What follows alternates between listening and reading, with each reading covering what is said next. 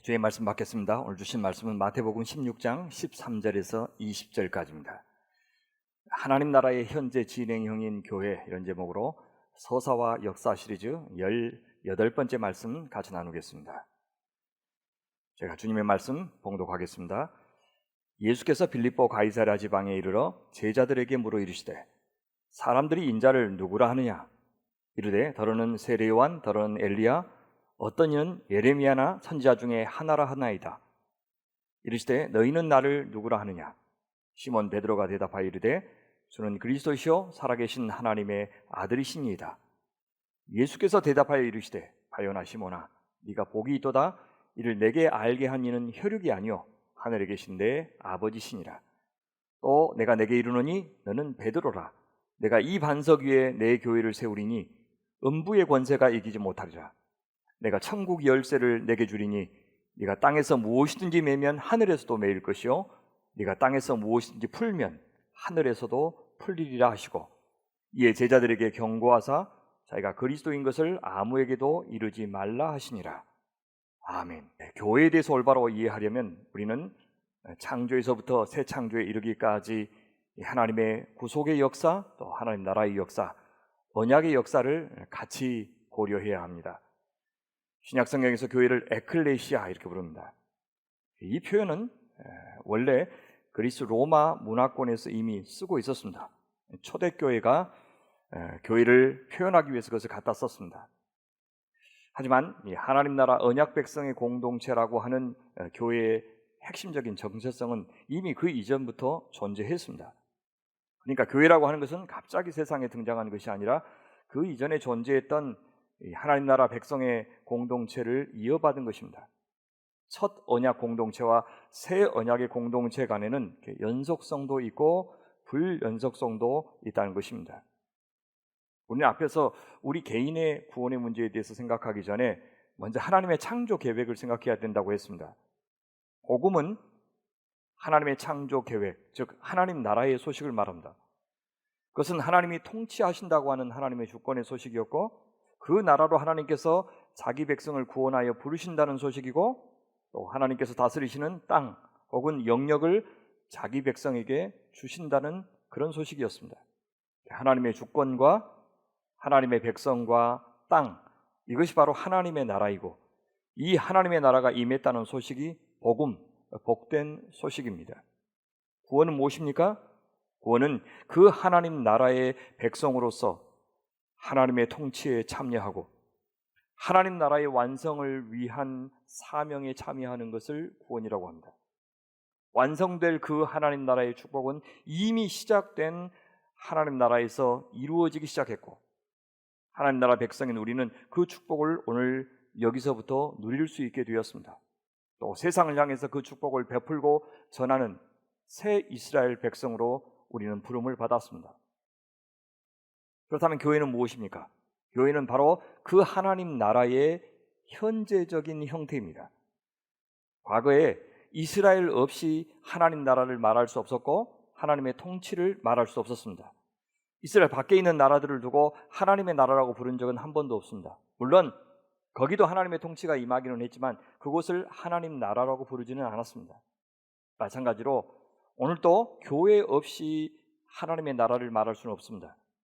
하나님의 나라를 하나님의 통치라는 개념으로만 축소한다면 우리는 교회 바깥에도 하나님의 통치가 임하기 때문에 하나님 나라가 교회보다 훨씬 더 넓은 개념이다, 이렇게 주장할 수는 있습니다.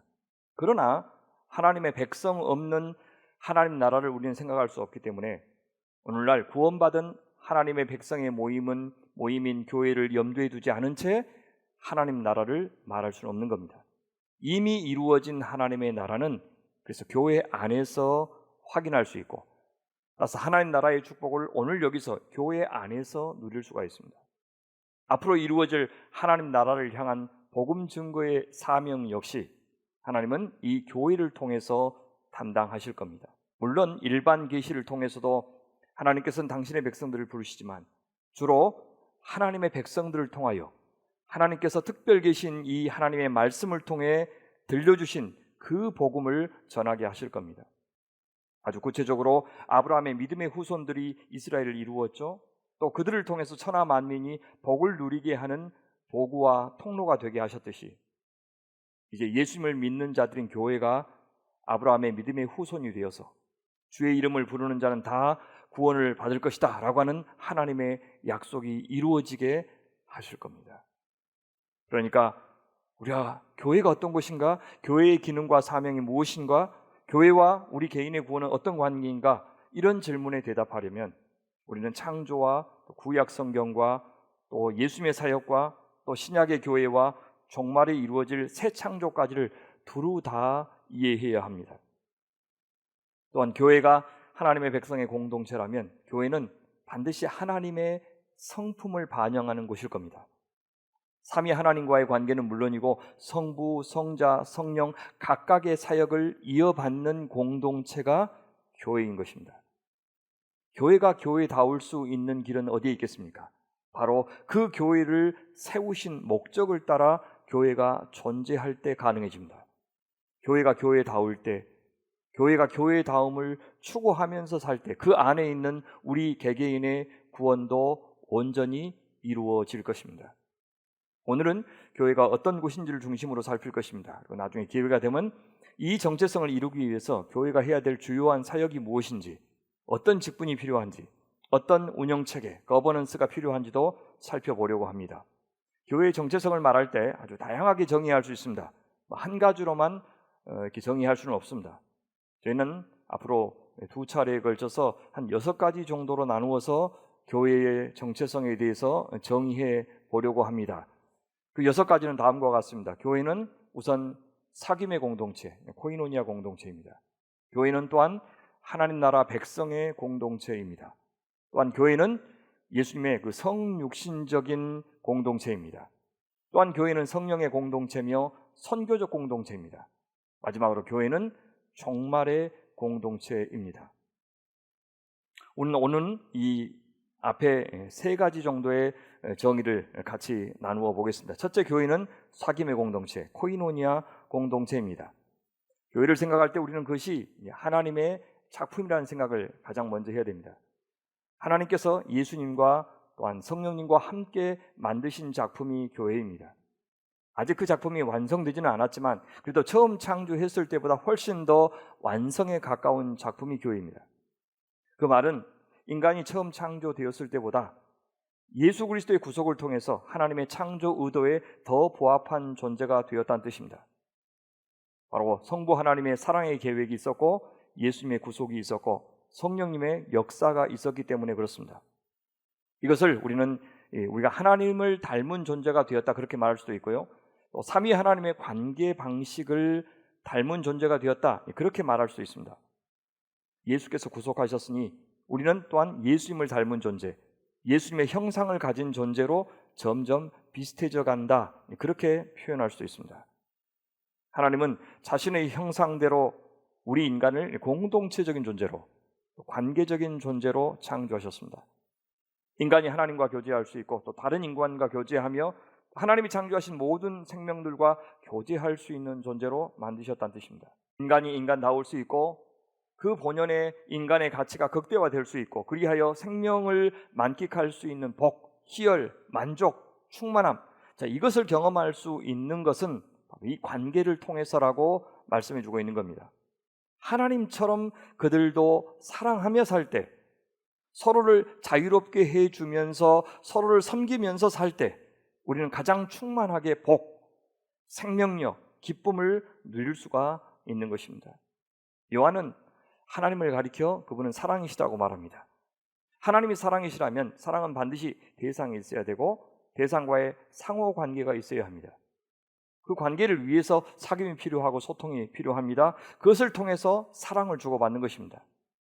하나님은 먼저 삼위 하나님 간의 관계 안에서 서로 사랑하는 존재이셨습니다. 그러셨기에 밖을 향하여 우리와 세계를 향하여도 사랑하실 수 있었던 겁니다. 삼위 안에 있는 하나님의 사랑은 우리를 향한 하나님의 사랑의 전제 조건이었다라고 파울 알트하우스가 말한 것은 그래서 옳습니다. 그것은 우리 인간에게도 마찬가지겠죠. 우리 자신과 우리 존재의 근원이 되시는 하나님 간의 관계가 우리 바깥에 있는 모든 다른 생명들과 맺는 관계의 전제 조건이 되는 것입니다. 하나님을 사랑할 때, 하나님이 사랑하시는 우리 자신을 사랑할 때 우리는 비로소 우리 바깥에 있는 다른 존재들을 사랑할 수 있다는 뜻입니다. 사도 바울께서 부부관계를 묘사하면서 아주 의미심장한 말씀을 하십니다. 에베소서 5장에 보면 우리는 그 몸의 지체임이라 그러므로 사람이 부모를 떠나 그의 아내와 합하여 그 둘이 한 육체가 될지니 이 비밀이 크도다. 나는 그리스도와 교회에 대하여 말하노라. 바울 사도께서 여기서 이 비밀이라고 한 것이 부부가 한 육체가 되는 것이라고 말했다면 이렇게 놀라지 않았을 것인데 그것이 그리스도와 교회의 관계가 비밀이다 이렇게 말씀하시니 놀라운 것입니다. 무슨 말입니까? 우리가 부부 사이에 맺는 관계 혹은 그 뒤에 이어지는 부모와 자녀 사이에 맺는 관계, 나중에 우리가 세상에서 맺는 다양한 공동체적인 관계의 원형이 교회와 그리스도의 관계라고 말씀하십니다. 남편이 아내에게 어떻게 해야 되고 부모가 자녀에게 어떻게 해야 되고 주인이 종에게 어떻게 해야 되는지를 그리스도께서 교회를 위하여 어떻게 하셨는지를 보고 따라하도록 사도께서는 권하고 계십니다. 그것이 모든 관계의 원형이기 때문입니다. 하나님께서 우리를 상대해 주시는 그 방식대로 우리도 남을 사랑하라는 말이 얼마나 신비롭고 얼마나 놀랍고 영광스럽습니까? 여러분, 신은 절대 강자이고 모든 것의 원천이 되신 분인데 그분이 먼저 자신을 낮추셔서 우리에게 다가오시고 우리를 인격적인 존재로 창조하시고 심지어 자기를 희생하시면서까지 우리를 구원하시고 온전히 창조해 주시는 이 섬김과 이 희생을, 이 사랑을 우리도 따라할 때 거기에 생명이 있다고 가르쳐주고 계시니 이것이 바로 놀라운 비밀인 것입니다. 그렇다면 교회는 어떤 곳입니까? 세상 그 어떤 곳보다도 그 사랑으로 하나 된 관계를 가장 적나라하게, 가장 실감나게 실현해 보여야 하는 곳이 교회입니다. 하나님과 우리 사이의 사귐이 깊어지도록 돕는 것이 교회가 하는 일이어야 되고, 형제 간의 사귐이 진실해지도록 우리는 힘써야 되고, 하나님을 알지 못하는 세상과 어떻게 하면 거룩함을 지키면서도 그들을 사랑할 수 있을지를 같이 고민하는 공동체가 바로 교회가 되어야 하는 것입니다. 사귐의 공동체인 교회와 관련해서 그러면 우리의 구원은 어떻게 설명할 수 있겠습니까? 여러분, 구원을 받는다는 것은요, 하나님께서 기뻐하시는 교제의 방식을 수용한다는 그런 뜻입니다. 누구와 사귀고 어떻게 사귀어야 하는 것인지를 세상은 저마다 자기만의 가치관을 따라서 제시하고 있죠. 세상은 우리가 누구와 어울려야 행복하고 어떻게 어울려야 만족스럽다고 저마다 주장합니다. 그들은 우리에게 소유를 추구하고 권력을 추구하고 내 몸의 쾌락을 추구하라고 말하죠. 사람들로부터 명예를 추구하고 인정도 추구하라고 합니다. 그러면 행복할 것이라고 합니다. 그들의 소속과 그들의 지위가 그들 자신이 누구인지를 증명한다고 그들은 생각합니다. 하지만 구원받은 그리스도인들은 하나님 나라의 소속을 수용한 사람들입니다. 주 예수 그리스도의 다스림 안에서 그분의 가치관을 따라 사는 것, 그분의 가치관을 따라서 관계하는 것, 사귀는 것, 그것을 생명, 복이라고 믿는 사람들이 그리스도인입니다. 그들은 삼위 하나님께서 교제하시는 방식대로 서로 사랑하며 서로 살아갑니다. 하나님께서 차별 없이 모든 사람을 사랑하시듯 그들도 차별 없이 사랑합니다. 자기를 희생하여 겸손하게 타인을 섬김으로써 그 사람을 그 가치에 어울리게 존경하고 존중해 줍니다. 그들은 내 앞에 있는 생명은 무엇이든 간에 그들은 나와 불가분의 관계로 연결되어 있다고 생각하면서 타인을 대합니다. 그들에게 잘해주는 것이 곧 나에게 잘해주는 것이라고 생각하면서 산다는 것입니다. 그 말은 그들을 객체로 내가 언제든지 이용하고 부리고 사용할 수 있는 대상으로 여기지 않고 그들을 한 주체로 대접한다는 뜻입니다. 그러니까 나를 공동체적인 존재로 여기지 않고서 우리는 구원을 아예 말할 수가 없는 것입니다. 자기 혼자 독학해서 진리를 깨닫고 스스로 고백하고 스스로 구원을 선언해 주는 일은 세상에 존재하지 않습니다. 구원 얻는 사람이 된다는 것은 사랑의 사람이 되는 것이고 믿음의 사람이 되는 것인데 그것은 공동체적인 관계를 전제하지 않고는 아예 쓸 수 없는 그런 표현들입니다. 교회에 소속되어서 그 안에서 한 새로운 인간으로 창조되어 가는 모든 과정이 구원입니다. 그래서 구원은 여정입니다. 그런 의미에서 내가 구원받았는지 그렇지 않는지는 내가 얼마나 지금 눈에 보이는 하나님의 공동체, 주의 몸인 공동체 안에서 다른 사람들과 내가 의미 있는 관계를 맺고 살고 있는지를 통해서 우리는 확인할 수 있습니다. 우리는 원래 관계적인 존재로 지원받았기 때문에 교회 공동체와 의미 있는 관계를 맺지 않으면 그냥 고립되어서 혼자 있는 그런 정도에 그치는 것이 아니라 분명히 또 다른 방식으로 무언가와 관계를 맺고 살게 될 것입니다. 대개 하나님을 떠난 인간이 추구하는 관계라고 하는 것이 거의 다 물질적인 관계입니다. 사람들을 만나더라도 이제는 그 관계가 물성화된다는 뜻입니다. 인격적인 관계가 아니라 실리를 위한 관계로 전락하게 될 것입니다. 웨인 믹스라고 하는 학자는 이렇게 말합니다. 예수 그리스도로 세례를 받는 것은 당시 개종자들에게 철저한 재사회화를 의미했다. 그런 재사회화 속에서 그 분파는, 그러니까 초대교회를 말하죠, 구성원들을 위한 주요 집단으로 확고하게 잘 잡아갔다. 거기에 속한 이들은 다른 것에 대한 모든 충성을 접고 그만두고 그 말이죠, 자신들의 모임에 집중했다라고 초대교회 성도들을 묘사합니다. 우리는 세례받는 것은 죽으면 천국 가는 자격증 얻는 것 정도로 여기고 있을지 모르겠습니다. 그러나 초대교회에서 세례는 보통 예수님을 믿겠다고 입술로 고백한 후에 3년 내지 5년 후에 주었다고 합니다. 입술로 고백하였지만 그것이 아주 구체적인 삶의 변화, 인격의 변화, 관계 맺는 방식의 변화로 확인되는 시간이 필요했던 것입니다.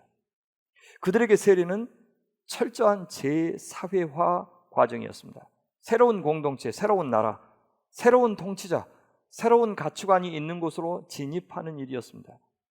그것은 마치 이스라엘 백성들이 이집트의 파로의 지배 아래서 우상 숭배하던 삶을 중단하지 않고서는 아무리 몸이 빠져 나왔고 그래서 정치적인 자유를 얻었다 할지라도 그들을 언약 백성이라고 불러줄 수 없는 것과 같습니다.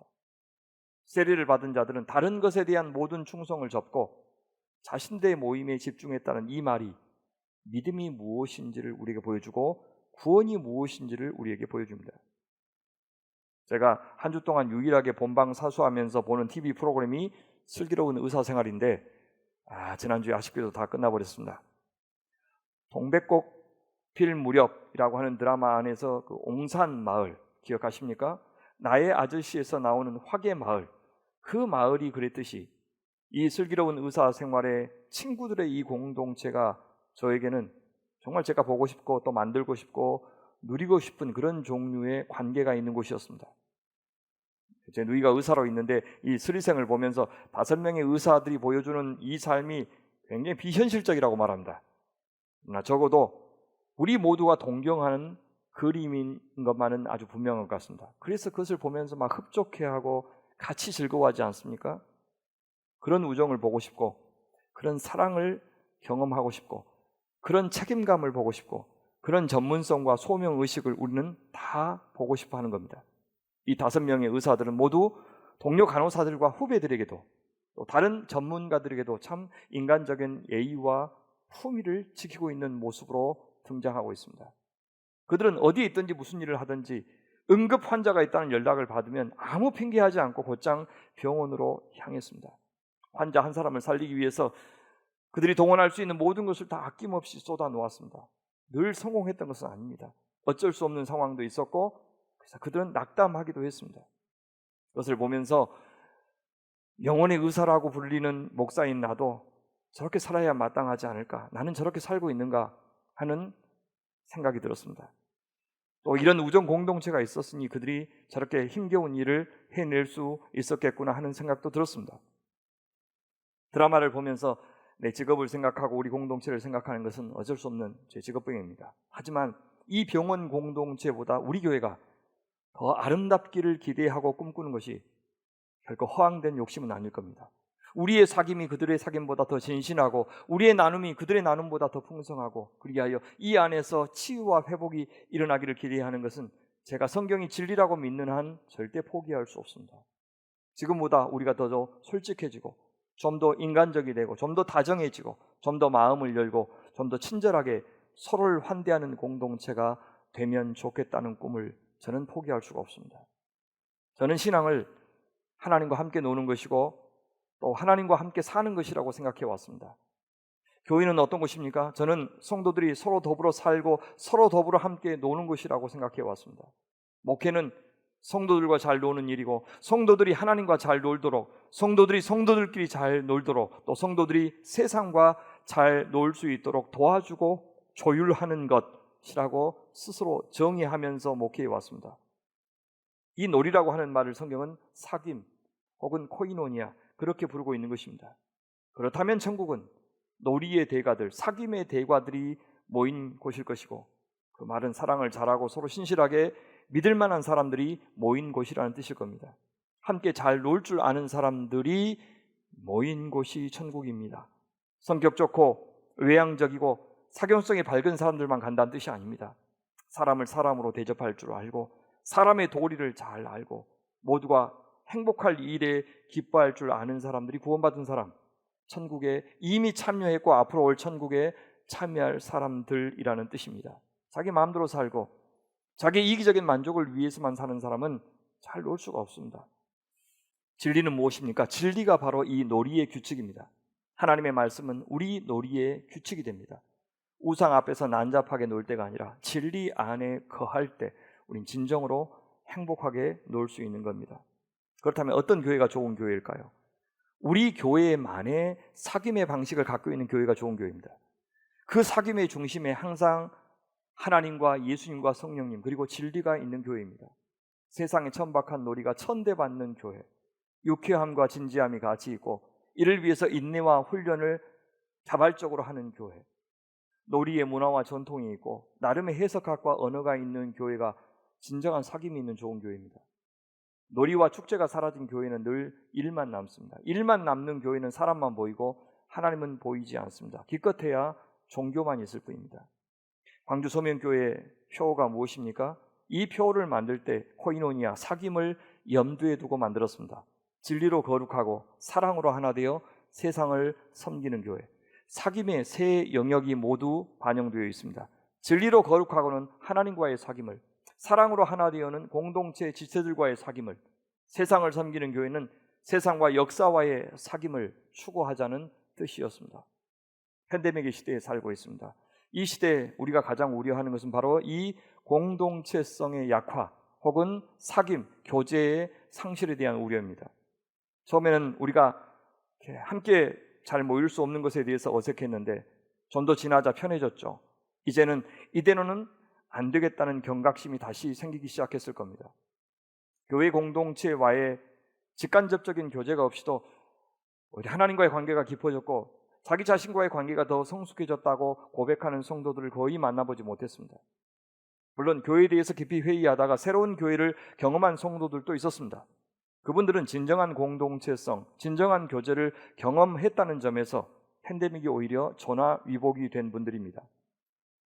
여러분, 지금 정부가 열심히 방역 노력을 하고 있지만 그 방역 노력과 공동체성을 지키고 싶어하는 교회의 몸부림 사이에는 앞으로 지금보다 훨씬 더 많은 긴장이 생길 것입니다. 정부의 지시를 전지전능한 신의 명령처럼 간주할 필요가 없고 그렇다고 전혀 무시해도 안 될 것입니다. 다만 우리 공동체가 공동체로서의 정체성을 완전히 무너뜨리면서까지 지켜야 될 방역은 없다고 생각합니다. 그것은 여러분 개인도 마찬가지입니다. 어떤 분들은 직업 특성상 이 팬데믹이 시작되고부터 거의 공동체 출입을 못하신 분들도 있을 겁니다. 물론 이해하고 존중합니다만 여러분 스스로에게 한번 질문해 보십시오. 교회를 제외한 다른 일체의 관계를 다 포기하셨습니까? 일체의 공공장소 출입을 금하셨습니까? 오직 직업에만 충실해 오셨습니까? 공동체와의 교제를 대체할 만한 그 무언가를 갖고 있지 않다면 저는 여러분이 이 팬데믹 기간 동안에 하나님께서 기대하시는 다른 차원의 신앙을 경험하고 있다고 상상하기 어렵습니다. 우리는 어떤 상황에서든지 공동체적인 존재이기 때문입니다. 하나님과의 사귐은 물론이고 목회자와의 사귐, 성도와의 사귐, 대면하여 나누는 사귐, 또 비대면을 통한 사귐을 통해서 우리 하나님께서는 변함없이 우리가 이 어려운 환경 속에서도 사랑과 믿음의 사람으로 온전해지기를 원하고 계십니다. 이 팬데믹은 진실한 만남, 공동체의 삶이 없이는 진정한 신앙은 어렵다는 것을 우리에게 더 새롭게 또 확실히 일깨워주고 있는 것 같습니다. 그런 의미에서 팬데믹은 참다운 공동체성을 향한 하나님의 좋은 기회가 되기도 할 것입니다. 자, 교회에 대한 두 번째 정의에 대해서 같이 나누겠습니다. 교회는 하나님 나라 백성의 공동체입니다.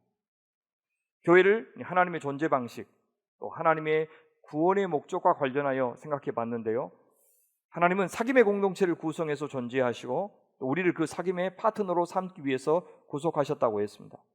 이 사귐의 방식을 언약이라고 부르는데, 하나님께서는 이 언약을 통해서 우리와 관계를 맺고 관계를 형성하고 싶은 공동체를 만들어 가시는데, 그 공동체의 이름을 하나님의 나라라고 부릅니다. 하나님은 어떤 공동체를 원하시는지를 역사 내내 보여주셨습니다. 이제 하나님의 아들 예수 그리스도를 이 땅에 왕으로 보내셔서 당신께서 이루고 싶으셨던 그 하나님 나라를 좀 더 실체에 가깝게 이루셨습니다. 그 하나님 나라 공동체가 우리 시대의 바로 교회입니다. 따라서 하나님 나라를 생각하지 않고서는 교회를 말할 수가 없습니다. 다만 그보다 먼저 앞서서 살필 한 가지 중요한 이슈가 있습니다. 이 질문은 아직까지 학자들 사이에 합의에 이르지는 못했는데요. 그것은 하나님 나라와 교회가 같은가 아니면 다른가 하는 질문입니다. 대부분은 이 하나님 나라의 개념의 핵심은 하나님의 통치이기 때문에 하나님 나라는 교회 안에 있는 하나님의 백성들을 향한 통치로만 제한할 수 없고, 교회 바깥에도 존재하는 모든 세상을 다 하나님 나라의 일부로 보아야 한다, 그렇게 주장합니다. 그래서 하나님 나라는 교회를 통해서 하는 일뿐만 아니라 교회와 상관없이도 진행된다, 그렇게 주장하죠. 그렇게 되면 교회는 오직 하나님 나라를 위해서만 존재하게 됩니다. 반면에 하나님 나라 개념에서 중요한 것은 하나님의 주권만이 아니다. 하나님의 백성과 또 하나님께서 약속하신 땅도 중요한 개념이다. 이렇게 말하는 사람들은 앞서 말씀드린 대로 구약에서 이방 나라들을 두고 하나님 나라라는 개념을 한 번도 쓴 적이 없다는 사실을 언급합니다. 신약에 와서는 믿음으로 아브라함의 자손된 사람들, 새로운 이스라엘이 된 교회를 하나님 나라라고 불러야 한다, 그렇게 주장합니다. 그래서 그들은 교회에 없는 하나님 나라는 없고 교회의 사명이 곧 하나님 나라의 사명이다, 이렇게 주장합니다. 두 주장 가운데 어느 하나만을 선택하기가 매우 어렵습니다. 각각의 장점이 분명하기 때문입니다. 그런데 저는 두 번째 주장에 기본적으로 동의하면서도 하나님의 통치 영역이 교회 안에만 국한되지 않고 교회가 하는 일만 하나님 나라의 일이 되는 것은 아니다, 그렇게 말하고 싶습니다. 그러나 만약에 교회를 제도권 교회에 국한하지 않고 하나님을 믿는 사람들, 하나님이 자기 백성으로 인정한 사람들이다, 이렇게 정의한다면 우리는 제도권 교회를 통하지 않고도 하나님의 통치가 이루어진다, 그렇게 말할 수 있을 겁니다. 자, 우리가 분명한 것부터 좀 말하는 것이 좋겠습니다. 교회는 하나님의 나라입니다. 하나님의 통치가 가장 풍성하게 직접적으로 구현되는 곳이라는 뜻입니다. 종말의 축복을 온전하게 누릴 수 있는 곳이 바로 교회입니다. 하나님이 임재하여 계시는 곳이 교회입니다. 하나님께서 이 시대에 당신의 새 창조 계획을 이루시기 위해서 부르신 사명 공동체가 교회입니다. 교회는 하나님의 종들의 모임입니다. 그래서 교회는 어떤 사람들이 모여서 자신들의 어떤 대의를 이루기 위해서 조직한 임의 단체가 아닙니다. 교회의 생성 근거는 오직 하나님의 자비, 하나님의 정의, 하나님의 평화가 충만한 새로운 생명의 공동체를 세우고자 하는 하나님의 의지가 바로 교회의 생성 근거입니다. 그러니 교회에는 절대로 이 세상의 이데올로기가 들어와서는 안 됩니다. 사람들의 욕망이 투사되고 반영되어서는 절대 안 됩니다. 하나님의 뜻만이 서야 하고 하나님의 의지만이 반영되어야 하고 하나님의 방법대로만 존재해야 됩니다. 하나님과 그분의 아들 예수 그리스도 외에는 다른 어떤 원천, 다른 어떤 머리가 있어서는 안 되는 겁니다. 교회는 하나님의 창조의 목적을 이루기 위해서만 존재해야 합니다. 사도 바울은 에베소서에서 이렇게 말하죠. 창세 전에 그리스도 안에서 우리를 택하사 우리가 사랑 안에서 그 앞에 거룩하고 흠이 없게 하시려고 그 기쁘신 뜻대로 우리를 예정하사 예수 그리스도로 말미암아 자기의 아들들이 되게 하셨다. 사도는 교회의 등장을 창세 전부터 이미 계획하셨다고 말씀하고 있는 겁니다. 그것은 우연히 역사 속에서 등장한 것이 아님을 강조합니다. 아주 인기 있는 한 학자는 예수님은 하나님 나라를 말씀하셨는데 역사 속에 등장한 것은 교회였다 라고 했는데 그것은 전혀 사실이 아닌 겁니다. 교회는 인간의 실수로 생긴 혹은 인간의 필요 때문에 생긴 역사적인 부산물이 아닙니다. 교회는 창세 전에 계획된 하나님의 아들들의 모임입니다. 때가 차서 등장한 존재입니다. 그리스도 안에서 택함을 받은 자들이고 그리스도의 사랑으로 거룩하고 흠이 없이 된 자들이고 그리스도의 기쁘신 뜻대로 예정된 사람들이고 그리스도로 말미암아 아들된 자들이 모여 있는 곳이 교회입니다. 하나님의 아들들의 모임인 교회는 더 궁극적인 어떤 목적을 이루기 위한 과정 가운데 존재하는 모임입니다. 하나님의 궁극적인 창조의 목적, 구속의 목적, 그것이 무엇입니까? 교회를 통해서 이루고 싶어하는 하나님의 목적은 무엇입니까? 에베소서 1장 7절부터 이렇게 말합니다. 우리는 그리스도 안에서 그의 은혜의 풍성함을 따라 그의 피로 말미암아 속량 곧 죄사함을 받았느니라. 이는 그의 기뻐하심을 따라 그리스도 안에서 때가 찬 경륜을 위하여 예정하신 것이니 하늘에 있는 것이나 땅에 있는 것이 다 그리스도 안에서 통일되게 하려 하심이라.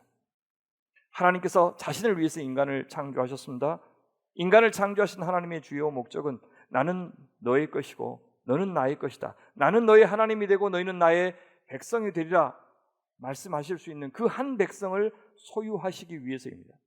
그런 하나님의 소유된 사람들의 모임을 그리스도를 통해서 만드시고 그들을 통해서 궁극적으로 하늘에 있는 생명과 땅에 있는 생명들이 다 그리스도 안에서 통일되게 하시는 것, 하나 되게 하시는 것, 그것이 바로 궁극적인 창조의 목적입니다. 이것이 바로 새 하늘과 새 땅입니다. 이것을 첫 이스라엘 창조하실 때부터 하나님은 약속하셨습니다. 출애굽기 6장을 보시면 그러므로 이스라엘 자손들에게 말하기를 나는 여호와라. 내가 애굽 사람의 무거운 짐 밑에서 너희를 빼내며 그들의 노역에서 너희를 건지며 편팔과 여러 큰 심판들로서 너희를 속량하여 너희를 내 백성으로 삼고 나는 너희의 하나님이 되리니 나는 애굽 사람의 무거운 짐 밑에서 너희를 빼낸 너희의 하나님 여호와인 줄 너희가 알지라. 교회는 원래 이스라엘을 제거하시고 새로운 이스라엘을 창조하신 것이 아닙니다. 그렇다면 이미 하나님의 백성으로 살다간 구약의 믿음의 사람들은 어떻게 되겠습니까? 교회는 이스라엘을 대체한 모임이 아니라 확대된 이스라엘입니다. 이방인들을 포함하는 새 이스라엘로 확대되었습니다. 그래서 사도 바울도 이방인들을 하나님의 백성 안으로 하나의 통일된 교제권 안으로 통합시키기 위해서 애쓰셨던 겁니다. 심지어 로마서 11장 25절에서는 이방인들로까지 자기 백성을 확대하시는 하나님의 계획을 신비라고 부르고 있습니다. 앞에서 에베소서에서는 그것을 그 뜻의 비밀이고 그리고 안에서 그리스도 안에서 때가 찬 경륜을 위하여 예정하신 것이다. 그렇게 말하고 있습니다. 이것을 완전히 이루어진 그 완성된 나라의 모습을 요한계시록은 이렇게 말합니다. 내가 들으니 보좌에서 큰 음성이 나서 이르되 보라 하나님의 장막이 사람들과 함께 있으며 하나님이 그들과 함께 계시리니 그들은 하나님의 백성이 되고 하나님은 친히 그들과 함께 계셔서 모든 눈물을 그 눈에서 닦아주시니 다시는 사망이 없고 애통하는 것이나 곡하는 것이나 아픈 것이 다시 있지 아니하리니 처음 것들이 다 지나갔음이라. 하나님의 나라가 이미 도래하였고 아직은 완성되지 않았듯이 교회도 이미와 아직 사이의 긴장 속에 있는 공동체입니다. 그 말은 교회는 여전히 순례하고 있는 과정 중에 있는 공동체요. 그 과정에서 갖은 시련과 시험을 만나기도 할 것이고 그래서 그 관계가 돈독해지기도 하고 때로는 그 관계가 위태로워질 수도 있는 공동체라는 뜻입니다. 교회가 하나님 나라의 백성의 공동체이기 때문에 교회가 갖는 존재 이유 혹은 교회가 갖는 사명이 따로 있습니다.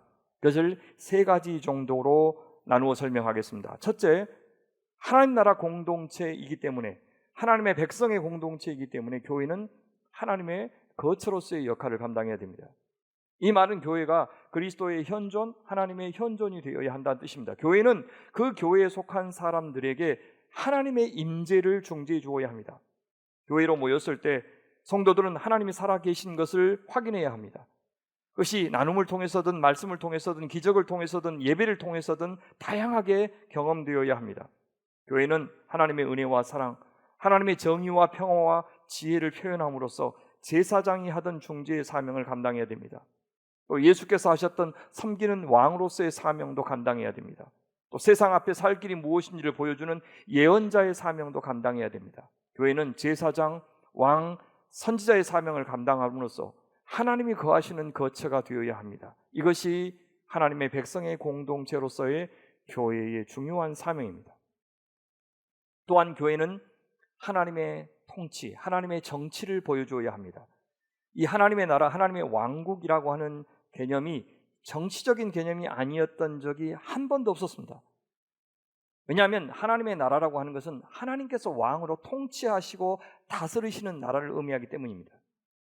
그런데 이것을 지나치게 영적인 개념, 심리적인 개념, 개인적인 개념 혹은 심지어 피한적인 개념으로 바꾸어 버리는 경향들이 그동안 많았습니다. 그렇게 되면서 하나님 나라는 말은 열심히 하지만 어떤 실체 없는 모호한 것이 되어버렸습니다. 지금은 오직 이 땅에서는 심리적으로만 경험할 수 있고 죽은 다음에 영적으로 경험할 수 있다, 그렇게 말해왔습니다. 지금은 다만 마음 어딘가에 있고 찬양 속에나 존재하는 어떤 추상적인 것이 되어버렸습니다.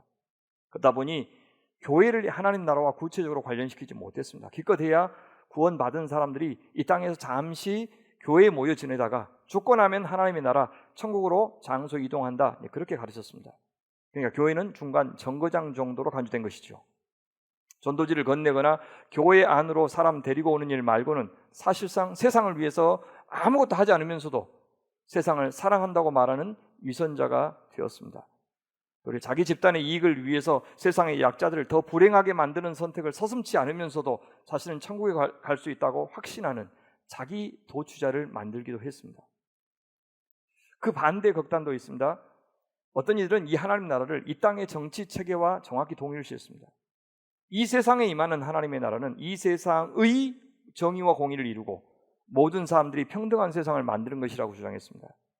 그들은 교회가 바깥 세상의 이런 활동에 참여하는 것을 본연의 사명이다, 그렇게 말했습니다. 그러다 보니 도대체 교회인지 시민단체인지 정치단체인지 분간할 수 없게 되었습니다. 우리는 이것을 행동주의라고 부릅니다.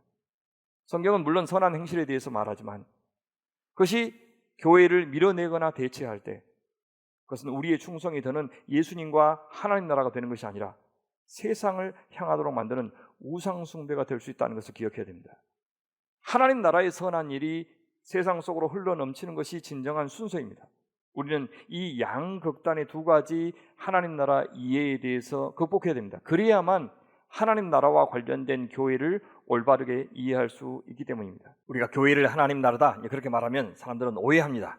교회를 이 사회로부터 세상으로부터 철수시켜서 자기들끼리만 모이려고 하는구나, 혹은 교회를 아주 편협한 분리주의자로 여기기도 합니다. 사실 그렇지 않습니다. 그것은 분명 세상으로부터 떠난 건 맞지만 분리됨이 없는 떠남입니다. 분리되지 않은 채 떠나는 것입니다. 여러분, 교회는 교회고 세상은 세상입니다. 이 둘을 구분하는 것을 분리주의라고 말하는 것은 순진한 생각입니다. 교회 모임은 전혀 참여하지 않은 채, 또 예배를 소홀히 한 채, 또 교회는 건물 갖고 조직을 갖춘 그런 것이 아니다, 그런 조직교회를 다 비판하고 그 대신 사회운동에 참여하는 것이 예배고 산으로 들로 찾아다니면서 하나님 지으신 피조세계를 만끽하는 것이 예배다, 그렇게 말하는 사람들이 있습니다. 저는 그렇게 많은 사람들이 성경과 교회 역사를 보면 전혀 그런 말에 저는 동의할 수가 없습니다. 그렇다면 이 세상의 박해를 피해서 목숨을 걸고 저 지하에 들어가서 돌을 깨고 카타콤을 만들어서 교회를 형성하고 거기서 예배를 드렸던 믿음의 선배들이 얼마나 어리석은 것이 되는지 모릅니다. 여러분, 도리어 교회가 교회다울 때, 교회가 교회일 때, 그 교회는 모든 사람을 이웃으로 사랑하는 일을 더 온전하게 할 수 있습니다. 사회가 더 큰 개념이라고 생각하기 때문에, 사회가 주류라고 생각하기 때문에 자신들에게 교회가 맞춰야 된다고 그렇게 말하는 것입니다.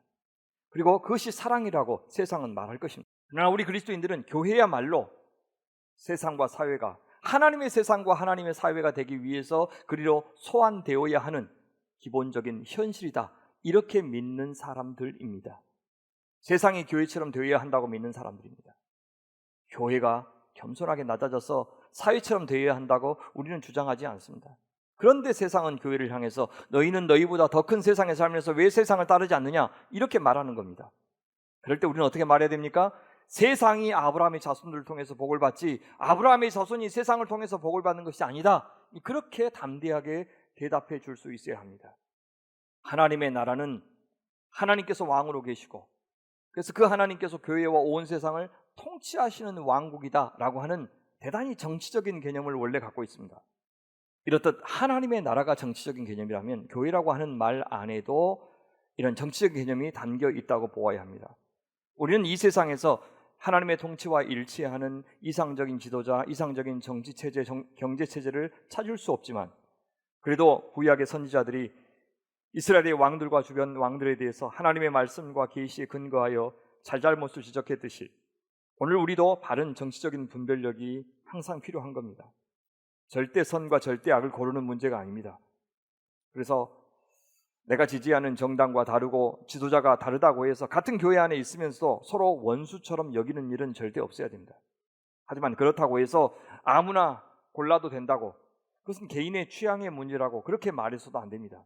히틀러를 지지하였던 독일 교회 선택, 독재자를 위해서 조찬 기도회를 열었던 우리 한국교회 대형 교회들의 선택을 아무 비판 없이 있을 수 있는 일로 넘길 수도 없는 것입니다. 교회는, 우리 성도들은 우리의 예배를 통해서, 우리의 고백을 통해서, 우리의 삶을 통해서, 우리의 정치적인 선택을 통해서 우리가 새로운 왕, 새로운 사회 질서, 새로운 평화, 새로운 정의, 새로운 경제, 새로운 삶의 방식으로 작동되는 어떤 새로운 세상을 증언하고 있다는 사실을 보여주어야 합니다. 따라서 세상이 말하는 선한 일하고 구속받은 교회가 말하는 선한 일은 항상 같을 수는 없습니다. 필요하다면 우리가 특정 후보를 지지할 수도 있겠지만 그보다 더 근본적인 정치 참여가 있습니다. 무엇입니까? 세상의 정치 권력자들과 정당들은 다수의 이해관계를 대변해야 되고 권력을 쥐어야 되기 때문에 또 지지를 얻기 위해서 타협할 수밖에 없습니다. 그러나 우리 그리스도인들은 대안적인 삶을 통해서 새로운 정치를 실현할 수가 있습니다. 존 하워드 요더는 이렇게 말합니다. 만약 우리가 사회 안에서 노동자들의 권리가 보장되어야 한다고 믿는다면 교회는 노동자들을 공정하게 대하는 첫 번째 고용주가 되어야 한다. 만약 보다 넓은 사회 안에서 우리가 인종차별과 성차별, 물질주의를 극복해야 한다고 주장한다면 교회는 그런 가능성이 가장 먼저 실현되는 장소가 되어야 한다. 스탠리 하워스도 비슷한 말을 합니다. 우리는 예수가 자기를 추종하는 자들이 그들 주변의 사회 질서 안에서 자행되는 불의에 대해 무관심해지는 것을 불가능하게 하는 방식으로 하나님 나라를 선포했다는 것을 기억해야 한다. 하나님 나라를 선포하면서 동시에 사회적 불의에 침묵할 수는 없다는 뜻입니다. 지난 화요일에 조인기 목사님 돌아가셨고 많은 분들이 조문했습니다. 정치인들도 그 조문 행렬에 참여했는데 그 가운데 대선 후보들도 있었습니다. 지난 목요일에 윤석열 후보가 조문하러 왔는데 그 자리에 마침 이제 이용훈 순복음교회 담임 목사, 김사만 명성교회 원로 목사, 오정현 사랑의교회 담임 목사, 극동방송의 김정한 목사, 또 대전의 새로남교회 오정원 목사도 그 자리에 있었다고 합니다. 그들은 그 자리에서 윤석열 후보자에게 예수 믿고 한 가족 되자 이렇게 제안했고 모두가 그에게 안수한 채로 오정원 목사가 대표해서 기도했다고 합니다. 어떻게 기도했습니까? 윤 후보가 믿음의 가족이 되기를 원한다. 대한민국의 자유민주주의가 지켜줄 수 있게 은혜를 베풀어 주시고 또 대통령 후보로서 지혜와 명철을 주시고 그래서 하나님의 교회를 위해서 귀하게 쓰임받고 우리 민족의 역사를 새롭게 하도록 주님께서 함께 해달라고 그렇게 기도했습니다. 국민들의 마음을 얻도록 솔로몬의 지혜로 일깨워달라고 기도했습니다. 또 윤 후보의 귀한 가정과 자녀들, 가족에게도 주님께서 함께 하시고 모든 일이 순전하게 이루어지도록 복을 내려주십시오. 그렇게 기도했습니다. 물론 누군가를 위해서 기도해주고 특별히 안 믿는 사람들에게 전도하는 것은 좋은 일입니다. 두말할 나위가 없습니다. 다만 무엇을 빌어주었는가가 문제이고 또 이렇게 하는 것을 전도라고 말할 수 있는지가 의문입니다. 또 그들의 행동이 어디까지가 신앙적인 동기였고 어디까지가 정치적인 동기였는지 구분할 수가 없습니다. 평소 이분들은 현 정부를 좌파 정권이라고 규정했고 또 이 세력을 척결해야 한다고 주장했던 사람들입니다. 그런 것을 감안할 때 자칫 전도를 빙자해서 윤 후보자 지지를 호소하는 행위로 비칠 수도 있습니다.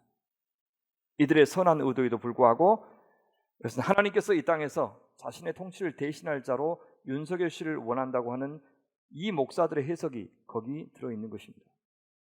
아무리 한 영혼을 위하여 전도할 마음이 컸다고 해도 그것이 만약 하나님 나라의 가치관을 반영하지 않는다면 하나님을 인정하지도 않는 그 후보자를 통해서 하나님의 뜻이 이루어지게 해달라고 구하는 기도는 이 하나님의 정치에 어긋납니다. 도리어 하나님의 통치를 정면으로 거스르는 행동일 수도 있습니다. 그렇다고 목사님들은 오직 윤석열 씨의 영원 구원에만 관심을 가져야 한다, 그렇게 말하는 것도 문제입니다. 우리는 윤석열 씨가 하나님 나라의 가치관을 바로 알고 하나님의 통치를 구현할 수 있는 지도자가 되게 해달라고 기도해야 합니다. 정치는 정치인들만의 전유물이 아닙니다. 우리의 모든 공적인 결정이 다 정치 행위입니다. 정치는 국가 단위에서만 존재하는 것이 아니고 가정에도, 직장에도, 교회에도, 마을에도 정치는 존재합니다. 정치를 통해서 의사가 결정되고 가치가 구현되고 질서가 형성됩니다. 우리 중에는 실제적으로 시민운동가도 있고 공익변호사도 있습니다.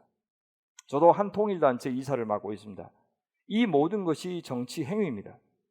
우리가 이런 크고 작은 정치에 무관심한다면 우리가 속한 세상은 악한 권력자들에 의해서 망가지게 될 것이고 힘이 없는 사람들이 가장 큰 불의의 희생자가 될 것입니다.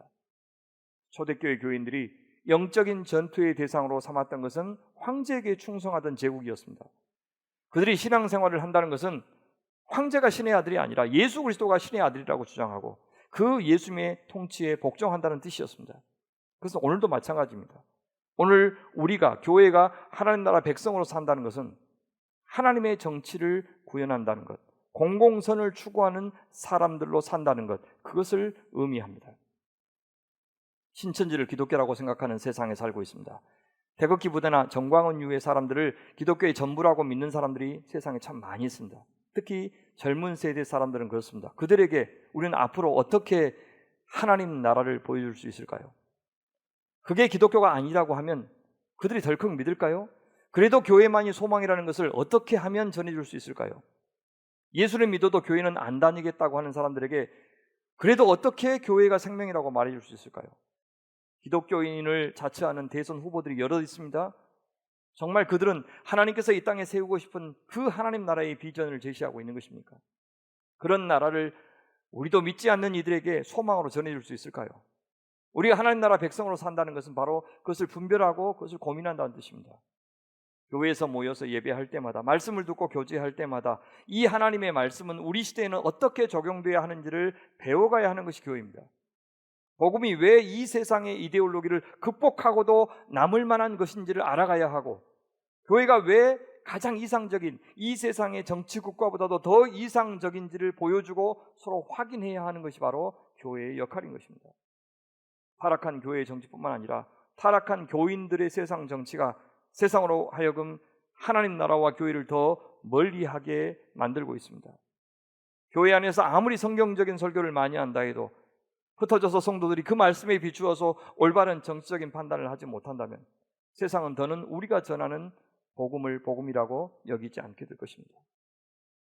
셋째, 하나님 나라 백성의 공동체로서의 교회는 세상에 저항하고 그래서 세상으로부터 소외당할 수밖에 없는 공동체입니다. 교회가 아무리 하나님의 권능이 임하는 공동체라고 하더라도 교회가 늘 그들의 존재와 활동을 통해서 하나님 나라를 성공적으로 구현할 수 있는 것은 아닙니다. 그것은 교회 자체가 여전히 온전히 구원이 이루어진 것이 아니기 때문입니다. 또한 세상은 늘 교회보다 강하고 그들은 교회가 추구하는 목표와 다른 것을 추구하고 있기 때문입니다. 다른 데 그치지 않고 정반대의 가치를 추구하기 때문에 교회와 세상과의 갈등은 또는 충돌은 불가피합니다. 그래서 교회가 추구하는 선한 일과 세상이 추구하는 선한 일은 늘 같지 않은 것입니다. 그들과 공유하는 공공선에 대한 영역이 분명히 있기는 하지만 궁극적으로 교회는 세상이 하나님의 통치와 하나님의 가치에 복종하는 것이 가장 큰 선이라고 믿으면서 활동하지만 세상은 하나님에 대해서 전혀 관심이 없습니다. 그래서 때로 교회가 추구하는 선이 세상을 향한 가장 강력한 도전으로 다가오기도 할 것입니다. 특별히 교회가 반정부 세력이 될 마음이 없고 다만 복음이 옳다고 생각해서 전했을 뿐인데도 세상은 가장 극악무도한 반역 세력으로 교회를 간주하여 그들에게 혹독한 박해를 가하고 교회 존재 자체를 박멸하려고 했던 시도가 교회 역사상 한두 번이 아니었습니다. 세상이 당연하게 생각했던 남녀 차별의 교회는 저항했죠. 인종차별도 반대했습니다. 노예 철폐도 주장했습니다. 제국주의적 약탈에 대해서 애국심의 차원에서 지지했던 교회들도 있었지만 반대한 교회들도 만만치 않게 많았습니다. 끝도 없는 경제 발전을 무작정 축복이라고 여기는 교회도 있었지만 그에 따른 환경 오염을 경고하고 있는 교회도 있었습니다. 노동자들에게, 특히 어린이와 여인들에게 지나친 희생을 강요하는 기업에게 노동자들과 연대해서 항의한 교회들이 있었습니다.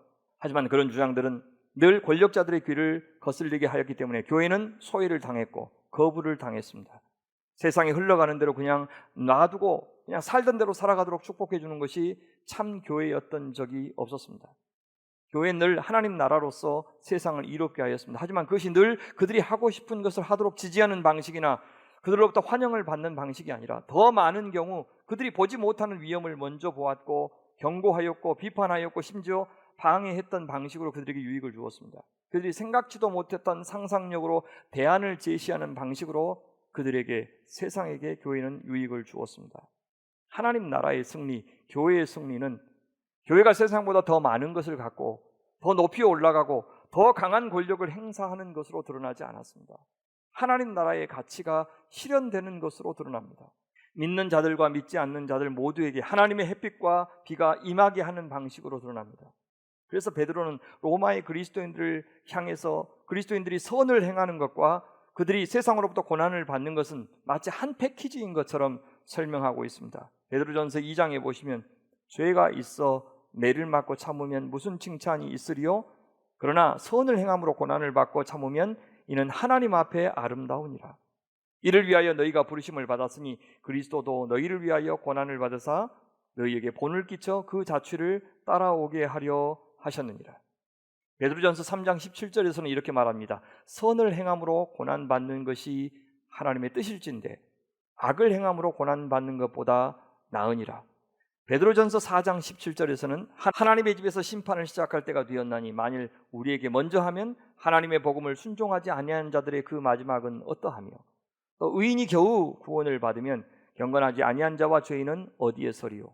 그러므로 하나님의 뜻대로 고난을 받는 자들은 또한 선을 행하는 가운데 그 영혼을 미쁘신 창조주께 의탁할지어다.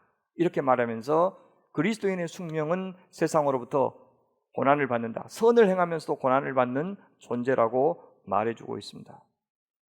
교회에 대한 세 번째 마지막 정의를 오늘 같이 살피겠습니다. 교회는 성육신적 공동체입니다. 구약에서부터 하나님은 자기의 대리자들을 통해서 당신의 통치를 구현해 오셨습니다. 눈에 보이는 통치자들에게 기름을 부어 권능을 주셨고 당신의 뜻을 계시하셨습니다. 그들을 메시아, 기름 부음 받은 자라고 불렀습니다. 그 기름 부음 받는 의식은 하나님께 성령을 받는 의식이었습니다. 그런 이스라엘의 숱한 메시아들의 사역을 완성하신 분이 있는데 그분이 바로 메시아 그리스도 예수였습니다. 이제 하나님 나라의 왕으로 그 예수님이 오셨다는 뜻입니다. 그런데 예수님도 부활하여 승천하셨고 지금은 몸으로 우리들과 같이 있지 못하고 성령으로 우리 가운데 임재하고 계십니다. 그럼 몸으로, 눈으로 볼 수 있는 형태로는 어떻게 예수님은 당신의 통치를 실현하고 계십니까? 이 성령께서 구약의 하나님의 사람들에게 임재하셨듯이 지금도 이 성령께서 그리스도를 믿는 사람들의 공동체인 교회에 임재하십니다. 그리하여 교회를 통하여 예수님의 왕적 통치가 눈으로 볼 수 있도록, 손으로 만질 수 있도록 실현되게 하시는 겁니다. 보통 세 가지 차원에서 성취하셨는데요, 이 그리스도를 통하여 구약의 왕과 제사장과 선지자의 사역을 성취하셨습니다. 또한 이 그리스도를 통해서 구약의 성전 제도를 성취하셨습니다. 또한 이 그리스도를 통해서 구약의 모든 토라가 완성되게 하셨습니다. 이제 그렇게 성취하신 그리스도의 왕적인, 제사장적인, 선지자적인 사역을 교회가 담당합니다.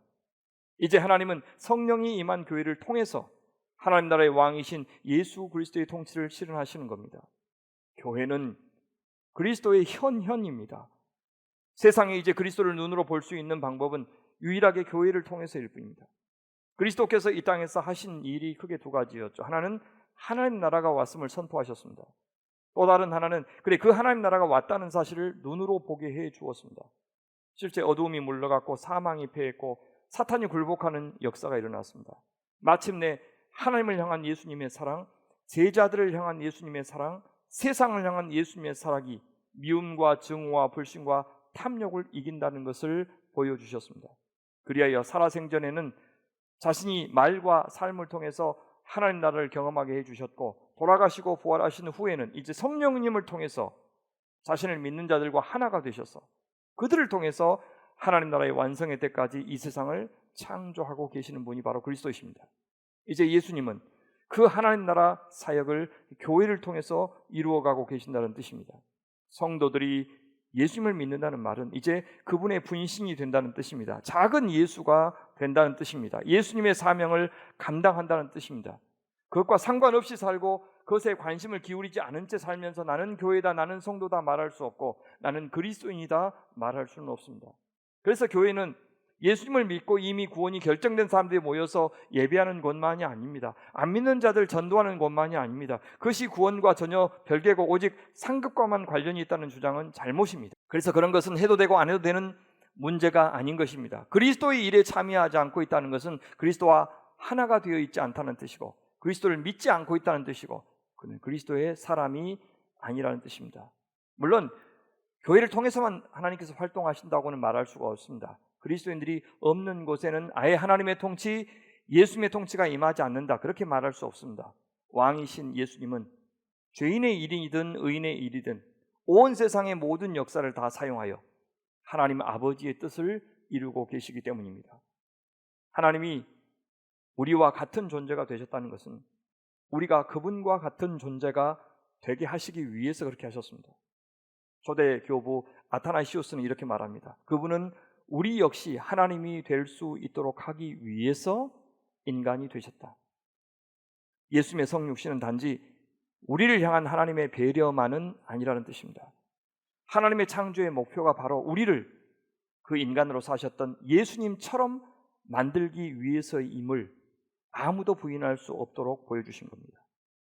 그래서 교회가 예수님처럼 살고 예수님처럼 생각하고 예수님처럼 하나님 아버지를 사랑하는 삶을 살아내지 못하면서 교회라고 부를 수는 없는 겁니다. 자신들이 교회의 이름으로 모였고 그리스도의 이름으로 기도했고 그리스도의 영광을 찬양한다고 해서 그것이 교회가 되는 것도 아닙니다. 예수님이 우리에게 복음을 전하기 위해서 우리의 상황 속으로 존재론적으로 들어오셨듯이 우리도 이 복음을 전하기 위해서 다른 사람들의 상황 속으로 들어가고 그래서 그들이 하나님 나라의 상황 속으로 나아올 수 있도록 그렇게 만들어 주어야 합니다. 우리의 성육신은 하나님이 가신 곳으로 가고자 하는 인간적인 시도인 것입니다. 그때 우리는 하나님께서 사람들이 가기를 바라시는 곳을 제대로 전할 수가 있습니다. 성육신은 우리처럼 되도록 그들을 죽이는 것이 아니라 그들처럼 되기 위해서 우리가 죽는 것을 말합니다. 바울의 선교에서 우리는 이런 성육신적인 삶을 볼 수가 있습니다. 고린도전서 9장 19절부터 보시면 내가 모든 사람에게 자유로우나 스스로 모든 사람에게 종이 된 것은 더 많은 사람을 얻고자 함이라.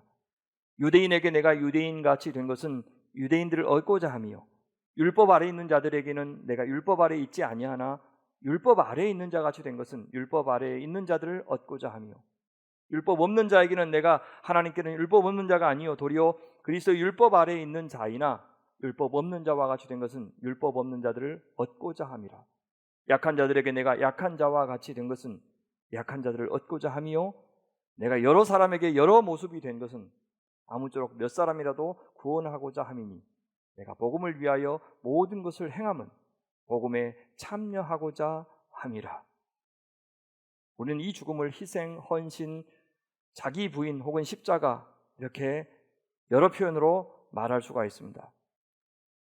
여러 가지 방식으로 우리는 이 성육신을 실천할 수가 있겠죠. 자기 시간을 죽여서 누군가를 배려할 수도 있고 성공에 대한 내 갈망을 죽여서 의미 있는 일을 추구할 수도 있습니다.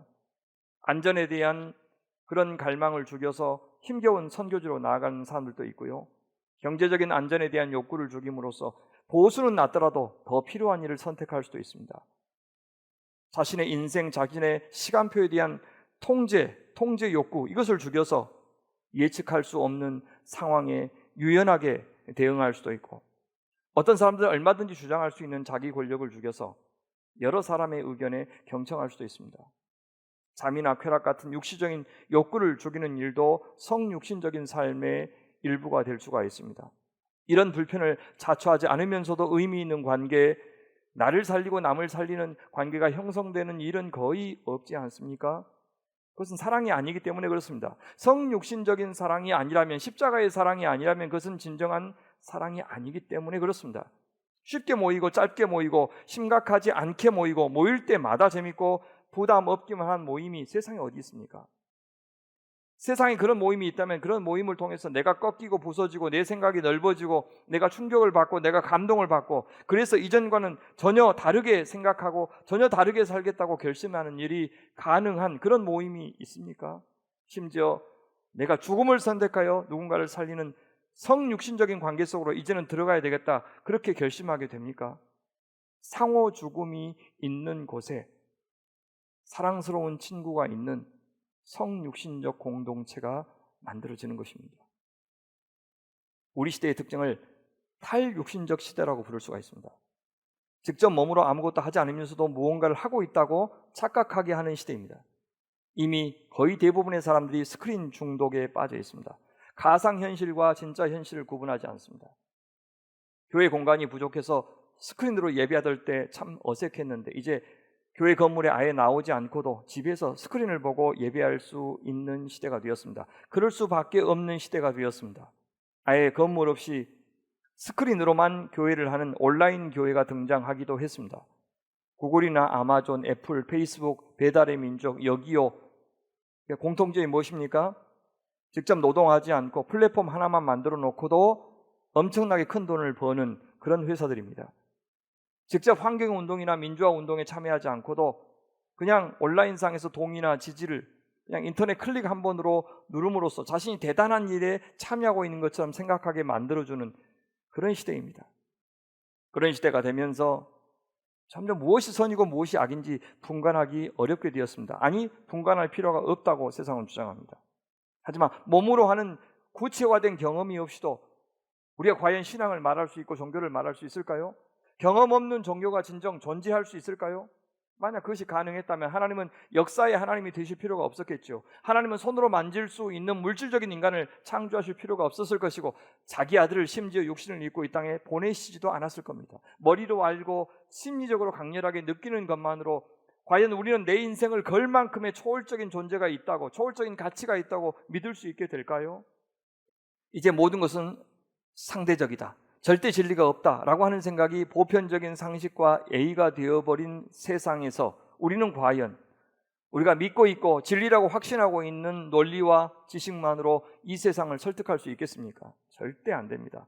우리도 예수님처럼 그들이 눈으로 볼 수 있고 귀로 들을 수 있고 손으로 만질 수 있는 진리를 전해주지 않으면 절대 그들은 우리가 믿고 있는 진리가 논리적으로 맞기 때문에 진리라고 받아들이는 일은 없을 겁니다. 그 진리에 자기의 삶을 거는 일은 일어나지 않을 겁니다. 우리는 진리를 가시화시켜 주어야 합니다. 진리를 성육화시켜 주어야 합니다. 우리 개개인이, 우리 교회가 그들이 납득할 수 있고 증명되었다고 할 수 있을 만큼의 진리의 증거를 보여주어야 합니다. 그것이 성육신적인 선교이고 그것이 성육신적인 교회입니다. 그리스도와 관련해서, 이 성육신된 그리스도와 관련해서 성경은 세 가지 은유를 쓰고 있는데, 첫째, 그리스도의 몸이라고 교회를 소개하고, 둘째, 교회를 하나님의 성전이라고 말하고, 셋째, 교회를 진리신 예수 그리스도의 공동체라고 말하고 있습니다. 교회를 그리스도의 몸이라고 부르죠. 교회는 그리스도의 몸이고 성도는 그 몸의 지체입니다. 동시에 그리스도는 그 몸의 머리가 되십니다. 각 지체들은 머리이신 그리스도로부터 온갖 생명에 필요한 것을 공급받습니다. 각 지체들은 저마다 다양한 역할을 하지만 반드시 머리이신 그리스도에게 복종해야 합니다. 또한 다른 지체들의 고유한 역할과 그 가치를 인정하면서 겸손하게 다른 지체를 섬겨야 합니다. 기꺼이 도움을 받아야 합니다. 유기체로서 그들이 하나로 연결되어 있다는 사실을 인정해야 됩니다. 아무도 일방적으로 도움을 주기만 하고 도움을 받기만 하는 존재는 없습니다. 누구도 더 귀하거나 덜 귀하게 여겨서는 안 됩니다. 아무도 그 교회에서는 머리가 되려고 해서도 안 됩니다. 지도자들이 목자이지만 그들에는 목자장 예수님이 계신다는 사실을 늘 기억해야 합니다. 그리스도께서는 그리스도의 몸인 교회를 통해서 오늘 또 이 세상 앞에 성육신하여 존재하고 계시는 겁니다. 그리스도의 성품대로 사랑하고 용서합니다. 정의와 공의를 추구합니다. 샬롬과 안식을 선물로 주고 계십니다. 자신의 죽음을 통해서 남을 살리고 계십니다. 교회를 통해서 여전히 주님은 그렇게 하고 계십니다. 사도 바울은 말합니다. 이제 지체는 많으나 몸은 하나라. 눈이 손도로 내가 너를 쓸데에 없다 하거나 또한 머리가 발들어 내가 너를 쓸데에 없다 하지 못하리라. 그뿐 아니라 더 약하게 보이는 몸의 지체가 도리어 요긴하고 우리가 몸에 덜 귀히 여기는 그것들을 더욱 귀한 것들로 입혀주며 우리 아름답지 못한 지체는 더욱 아름다운 것을 얻느니라. 그런즉 우리 아름다운 지체는 그럴 필요가 없느니라. 오직 하나님이 몸을 고르게 하여 부족한 지체에게 귀중함을 더하사 몸 가운데 분쟁이 없고 오직 여러 지체가 서로 같이 돌보게 하셨느니라. 만일 한 지체가 고통을 받으면 모든 지체가 함께 고통을 받고 한 지체가 영광을 얻으면 모든 지체가 함께 즐거워하느니라. 너희는 그리스도의 몸이요 지체의 각 부분이라. 둘째, 교회는 하나님의 성전입니다. 구약에서 하나님의 임재의 공간이었던 건물로서의 성전은 이제 더는 없습니다. 예수님이 이제 만민의 기도하는 집으로 주신 성전을 강도의 소굴로 만들어버린 자들에게 심판을 선고하십니다. 그리고 자신이 친히 성전이 되시겠다고 말씀합니다. 예수께서 대답하여 이르시되 너희가 이 성전을 헐라 내가 사흘 동안에 일으키리라. 유대인들이 이르되 이 성전은 46년 동안에 지었거늘 네가 3일 동안에 일으키겠느냐 하더라. 그러나 예수는 성전된 자기 육체를 가리켜 말씀하신 것이라. 이제 이 세상에서 하나님의 임재를 보이는 길은 바로 예수 그리스도 자신이라는 뜻입니다. 성전을 통해서 하나님의 백성들이 하나님께 나아갔는데 이제 예수님 당신을 통해서 하나님께 우리가 나아갈 수 있게 되었다고 말씀합니다. 예수께서 이르시되 내가 곧 길이요 진리요 생명이지 나로 말미암지 않고는 아버지께로 올 자가 없느니라. 너희가 나를 알았더라면 내 아버지도 알았으리로다. 이제부터는 너희가 그를 알았고 또 보았느니라.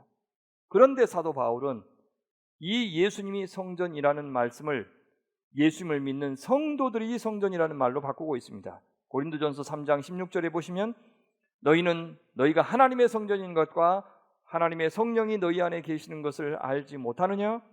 누구든지 하나님의 성전을 더럽히면 하나님이 그 사람을 멸하시리라. 하나님의 성전은 거룩하니 너희도 그러하니라. 이것은 성도들이 예수님과 연합된 존재이기 때문에 그렇게 말할 수 있는 겁니다.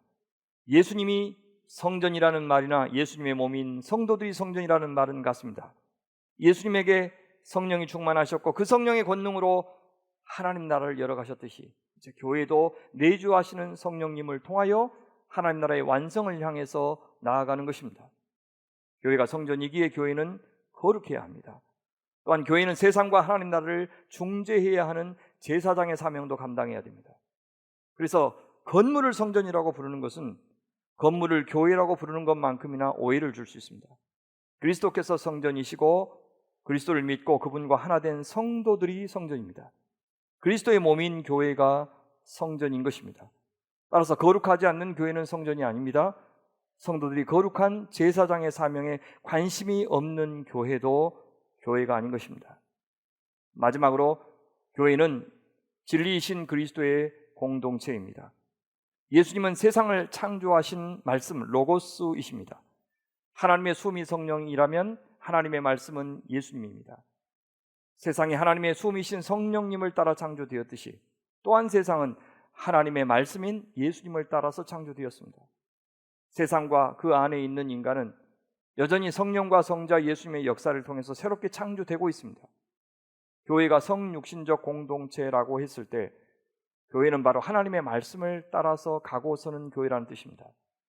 하나님의 말씀이 갖고 있는 창조의 능력으로 세상을 창조하는 공동체가 교회입니다. 교회는 무엇보다 진리의 공동체입니다. 우리는 하나님의 말씀이 진리가 있다고 믿고 세상은 하나님의 진리를 통하여 작동되고 있음을 믿는 사람들입니다.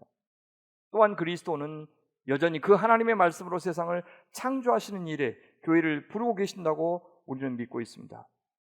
하나님의 말씀을 무시한 채 세상의 온갖 철학이나 이데올로기로 저마다의 단체를 만들어 놓고는 그것을 교회라고 불러서는 안 됩니다.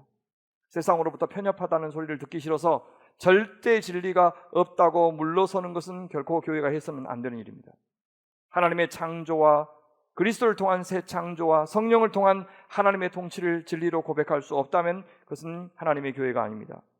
교회가 교회다워지고 세상이 하나님 나라가 되는 것은 우리 인간의 전략이나 인간이 동원할 수 있는 대단한 자원을 갖고 이룰 수 있는 일이 아닙니다. 하나님의 나라는 하나님이 이루십니다. 하나님의 말씀에 순종하는 자들을 통해서 이루십니다. 첫 창조 때 말씀대로 되니라 했을 때 안식이 찾아왔고 보기에 심히 좋았고 그곳에 복이 있었습니다. 반대로 인간이 그 말씀을 의심하고 거역하자 탄식과 원망과 불평과 고통 가득한 세상이 되었습니다. 구원은 말씀을 통해서 이루어지고 구원은 말씀의 권위가 자기 백성 가운데 회복되는 것을 의미하는 것입니다. 따라서 성육신적인 교회는 이 하나님의 말씀을 세상에 알아들을 수 있는 말로 번역해 주어야 합니다. 눈으로 볼 수 있는 언어로 번역해 주어야 합니다. 손으로 만질 수 있는 언어로 번역해 주어야 합니다. 그런 점에서 모든 교회는 번역가들입니다. 하늘과 땅을 잇는 사람들이고 과거와 현재를 잇는 사람들입니다. 그래서 예수님이 오늘날에도 여전히 살아계시게 만들어주는 존재가 교회입니다. 우리의 삶이 하나님의 말씀의 텍스트가 되게 하라는 뜻입니다.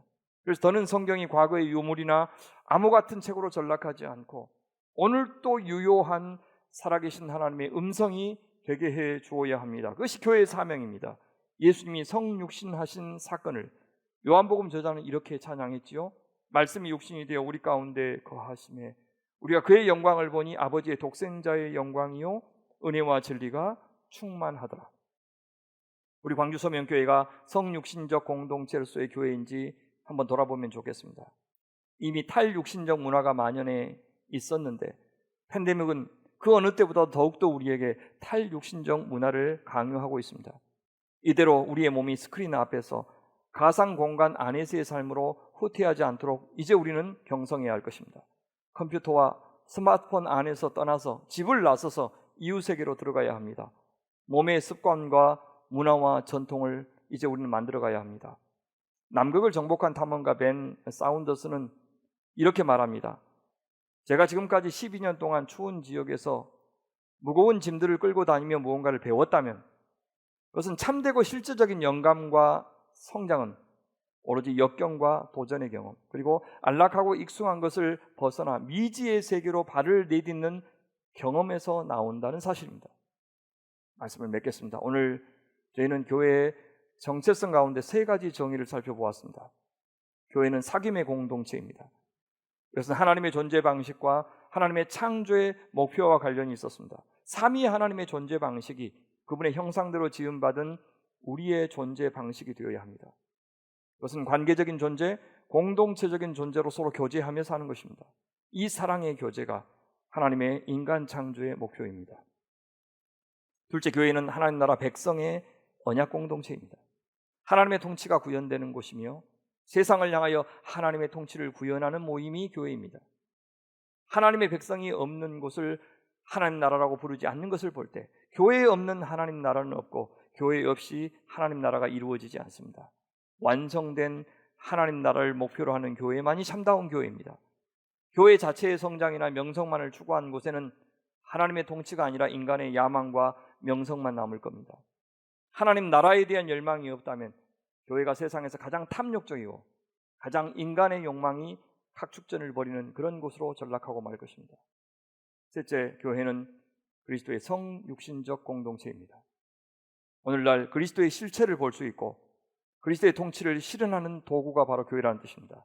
교회는 그리스도의 몸이고 교회는 하나님의 성전이고 교회는 하나님의 말씀인 진리가 구현되는 공동체입니다. 이런 교회의 정의는 다음 시간에 살펴볼 성령 공동체, 선교 공동체, 종말의 공동체로서의 교회의 정체성과 긴밀하게 연결되어 있습니다. 사랑하는 여러분, 이 모든 것은 사명이면서 동시에 특권입니다.